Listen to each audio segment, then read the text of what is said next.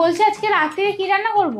আজকে কিছু রান্না করতে হবে না, ওই পাড়ে হরিনাম হচ্ছে না, ওখানে খিচুড়ি হবে, সবাই মিলে গিয়ে খিচুড়ি খাবো, ঠাকুরের প্রসাদ। মা ঠাকুরের প্রসাদ তো, ঠাকুরের প্রসাদের মতোই অল্প খাবো। এই গরমে না আর ওই পেট ভর্তি খিচুড়ি ভালো লাগছে না, রান্না করি না। বাহ, দিন দিন জীবনের উন্নতি হচ্ছে। ঠাকুরের প্রসাদ খাবে, ঠাকুরের ভোগ খাবে, তাতেও আমার গরম, আমার এই আমার সেই, কত অজুহাত। ঠাকুরের প্রতি কোনো ভক্তি নেই, কোনো শ্রদ্ধা নেই, এদের কি হবে? এরা নরকে যাবে। ঠিক আছে রান্না করবো না, ওটার মুখ লাগাই উচিত। মাসিমা, হরিনামের চাঁদাই 2 টাকা? তা আবার কত দেবো? ওই 2 টাকার কত দাম জানো? 2 টাকায় আর আজকালকার দিনে কিছু হয় নাকি?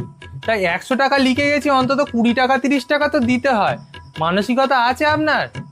এই মেলা খ্যাচম্যাচ করে তো যা দিয়েছি ওই নিয়ে বাড়ি যাও।